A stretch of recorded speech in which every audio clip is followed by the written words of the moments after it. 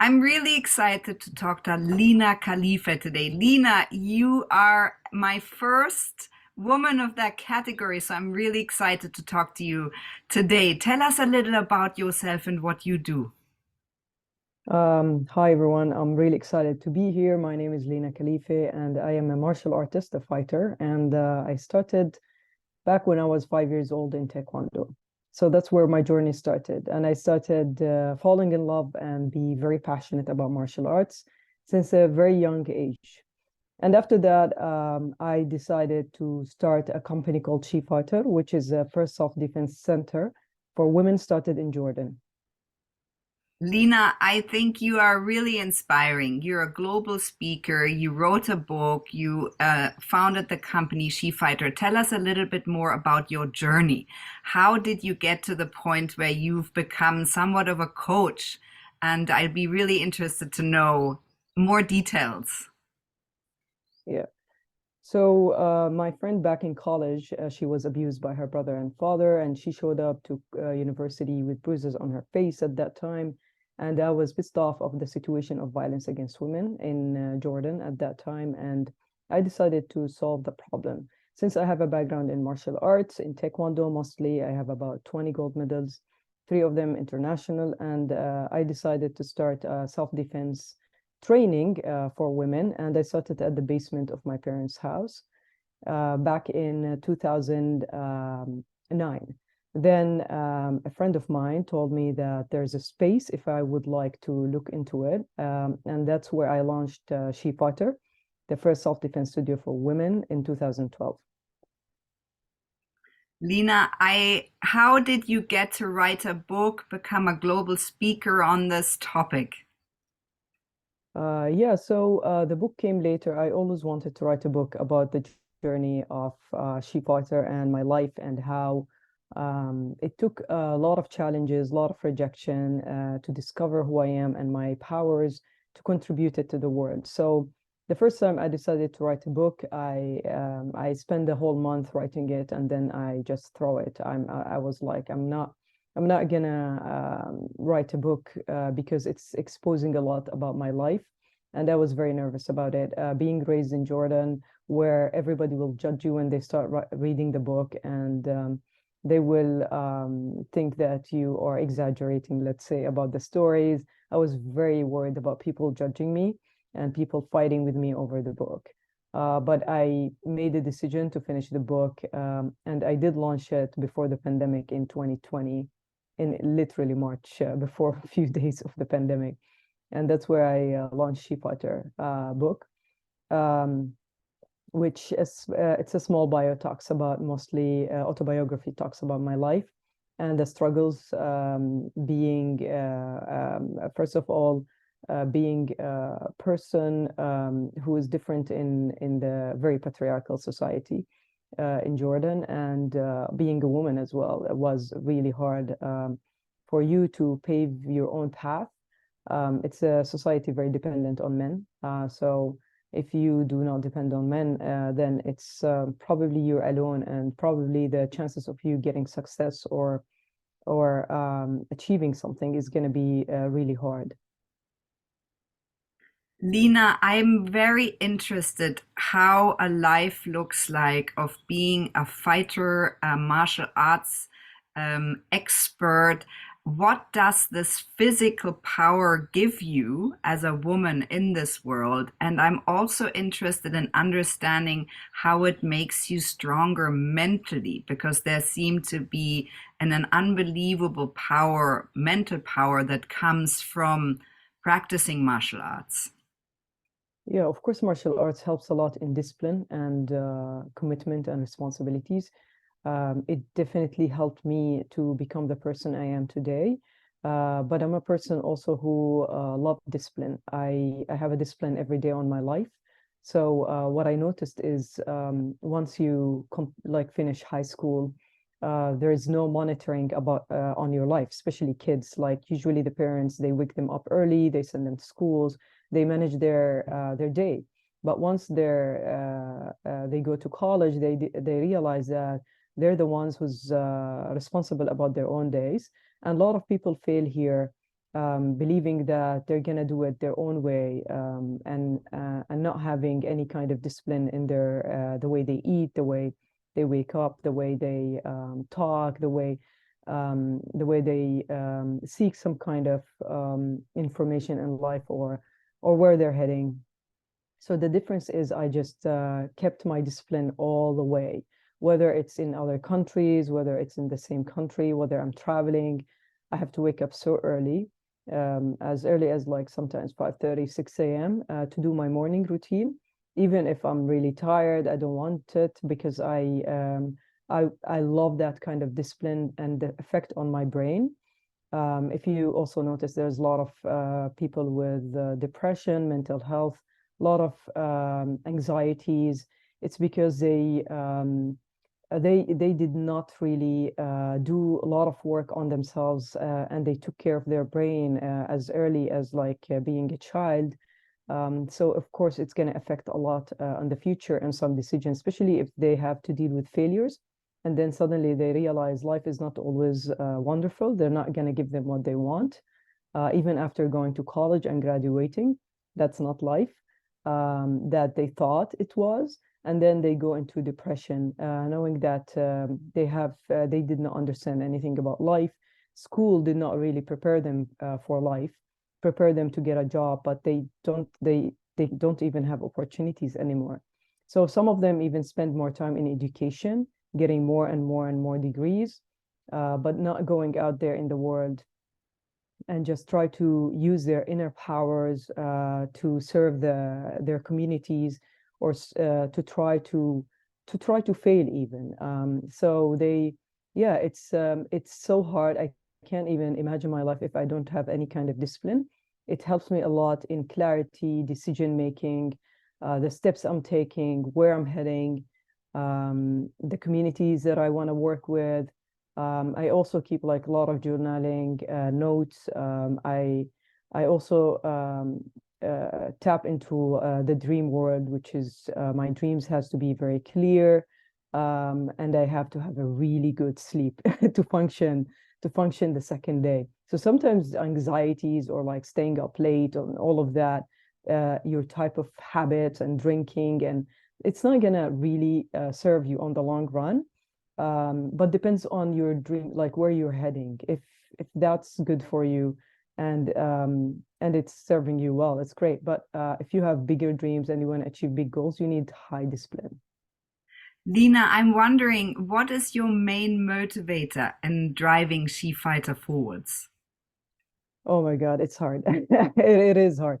Being an entrepreneur, especially for a social business or a social impact business, every day you're trying to also solve the puzzle of how can I keep this, sustain this, expand this, partner. Every day you have questions.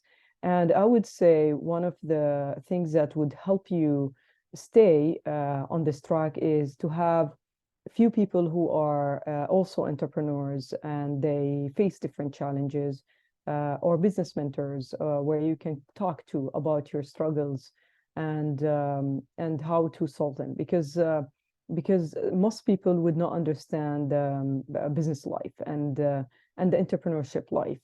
They would give you solutions like, why don't you get a job? Why don't you, if it's not really working, why don't you do this instead or do that instead? It's for them, they do not know, they do not understand also that it's the purpose for your life is first of all impact. Second of all is like SheFighter chose me, I did not choose it. So it's so hard to let go of the idea of stop serving the communities and helping them through a knowledge that I have and I developed as well. So it's hard to be motivated. I would say I use some kind of also discipline to stay motivated. I like to think a lot by myself when I go for long walks. I like to I wouldn't listen a lot to podcasts, but listen to certain videos, inspirational videos to keep me going. I would have a phone call with someone that I know that they're not gonna tell me, "Oh, I told you many times, why don't you do something else?" Or I would find people who would lift me up than put me down. And I would also talk to myself daily about why I'm still doing this, even write it down. Even if you stand and talk in front of the mirror out loud, it will clear your mind a bit about the anxieties of like, why am I still doing this? Why am I the one who's behind this? It's not an easy journey, but definitely worth it because I realized that from experience. Starting SheFighter in Jordan, everybody was like, this is gonna fail. Don't put your money in it, you're gonna lose it. But it grew to 35 countries, empowered more than 25,000 women globally, and certified more than 700 instructors across the globe. For me, when I look also about at my life, it's a lot of it's like a roller coaster. There's a lot of ups and there's a lot of downs. So it's not really related to any age. Some people say, oh, you might, rise in your 20s but fail in your 30s, or no, it's not really, it doesn't go that way. Everybody has their own time and their own ups and downs, depends on their journey in life. It's just the hard thing when you're in your downs to remind yourself how you succeeded before and how you can get yourself up there again, because you have the knowledge and the know-how. You just have to find a different solution, because it's always a puzzle. It's a project. It's an unending project. And every time you have to think about ways and tools and test them if they work or not. Like, how are you going to reach bigger impact? How are you going to partner? Who's interested in your program? And all of that. So it's actually a really tough journey, a lonely journey, unfortunately. But I try to keep a few people that I talk to keep me motivated, and I talk to myself too. Lina, there was so much wisdom in this answer. Thank you for all that. Lina, what would you say is your superpower? What is your superpower in, first of all, winning so many gold medals, building up SheFighter, writing a book, persevering, expanding this to 35 countries, 25,000 women? These are impressive numbers. Yeah, so yeah, my superpowers, that's a really great question, is my mind and my sensitivity to the universe. So a lot of people just use the rational mind in making all the decisions. I use kind of fluidity between like the rational, the creative mind, and at the same time the sensitivity, the feelings. So a lot of people would not like to put feelings first. I always go with feelings. It helped me. Of course, the mind is connected to the feelings, and that's why it is telling you if this step you're taking is good or bad.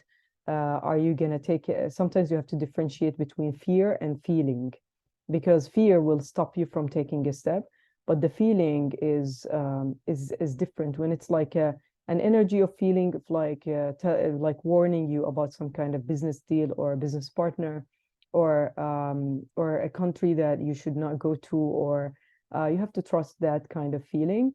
But if it's a fear, you have to differentiate, and it's so hard to differentiate between both. Is it like a good feeling, or is it just fear inside of me that is stopping me from pursuing my dreams? Um, I look at life as it's a dream in general, and I get to test whatever I want in it. It's interesting. A lot of people would see it as this is it, and we have to succeed here. No, I look at it as it's one of the lives we lived, and I'm here to continue what I started, or maybe I was something else somewhere, like in other lives. But what I know is I know that it's a dream, and one day we're gonna wake up. So until you wake up, enjoy it, enjoy the journey. Fail, it's fine. Rise, it's fine. Be wealthy, it's fine. Go broke, it's fine. It's just people, as you grow up, it's harder for you to accept that kind of changes in your life, because for you, you have a certain image in front of society, and they expect you always to win. But it's not the case. There's a lot of winning, there's a lot of losing, and this is part of being a human. If you try to resist the flow of life and the nature of life, you will end up being depressed. That's why you have to always humble yourself. Know that you're here for an experience. You're not here to prove anything to anyone. Every step you take, you don't have to explain it to anyone. Whether they understand it now or not, take it. It's fine. Even if it feels a bit bad taking it, just take it. They will understand later. But for now, they might be also like what I see myself as like a timeless leader. So if I feel something is going to happen in the future that might hurt me or hurt my business and my work, especially it's an impact for women and movement for women, I would take a step and decision based on that long-term feeling. But people would not see it and would not understand it. And they think that I took a selfish decision, making like not thinking about what do I have now. But I know that because I've done it many times, I know that they cannot see where I'm heading.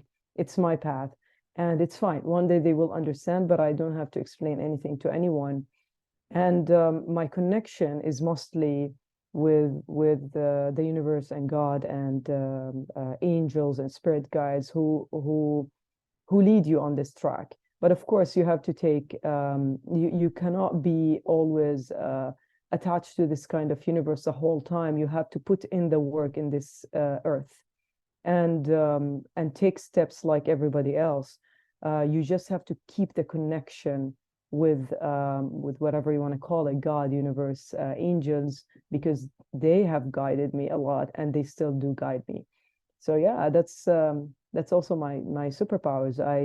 I do not I don't feel embarrassed sharing this kind of superpower to everybody, because most people will find it like you believe in this or you're very sensitive, or yeah, but my sensitivity, my feelings have made me succeed a lot, many times in every chapter in my life.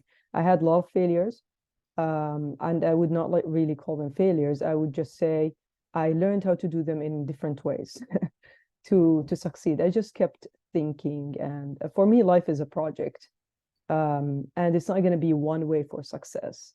So you have to always work on your mind as a journey. Lina, it resonates deeply what you just said. Lina, what would your top tips be for other women? Maybe we take your case. What does martial arts do for a woman, for example, and having that Oh discipline? yeah, yeah. Martial arts is great discipline for women, especially for confidence, because most women that I notice, they have insecurities. I mean, I also have insecurities. When they rise, I have to monitor them and say, why am I insecure? What is triggering here? I have to always observe my life. And martial arts, the discipline of training will, when you use your body in certain moves, certain trainings, your mind will understand faster, and boost mostly the confidence in you. So if you look at yourself in the mirror and do some kind of moves where you feel like they're flowing or rhyming, you feel that you're very confident and you like what you see. If you like what you see, then that's the real confidence. And martial arts has always I always loved wearing the uniform of martial arts, because it shows me as a warrior. And then I loved how I look, I loved how I feel, I loved how I demonstrate moves. I loved every aspect in me when I'm in that moment of training. So I wanted to, it's not even about the going out there and defending yourself against anybody, because I've never even had to use it. It's just it's once you build that confidence, you never attract any kind of violence. So we say we teach you how to fight in order not to. So the moment you learn how to fight, the moment you step into that fear of like, oh, am I gonna get attacked? Am I gonna, all these fears in your mind, that is all illusion. When you step and build your confidence, build your mind power and resilience, then you would know that this is all illusion, and whatever you think you create, and you never create it. So that's all my philosophy with the SheFighter. It's never about teaching women how to really defend themselves against violence, because violence will never exist once they step into the training. But it was hard to explain that at the beginning to women. I had to get them first to the training, and then they have to discover it while doing the training. Amazing. Lina, what are the dreams and plans for SheFighter going forwards? Oh yeah, there's a lot of there have been a lot of thinkings for the past months now about how SheFighter impacted a lot of nonprofit mostly working with refugees, vulnerable communities, minorities, just women who can't afford the training. So there's going to be some like changes about because SheFighter is mostly for impact, and it has impacted many women, whether they pay for the training or they don't pay for the training. And for me, SheFighter is something that I just have to put out there in the public. And I'm not like looking really to be, you know, very rich from SheFighter, or, you know, make a lot of. For me, it's something I built, I created, and I'm just gonna give it out there to people to access it as much as they can, and really benefit from the training. So there's going to be a lot of steps, especially about like partnerships and growing, and going to certain places and working with communities. Amazing, Lina. Thank you so much for being of service and for talking to me today. Yeah, thank you so much, Stephanie.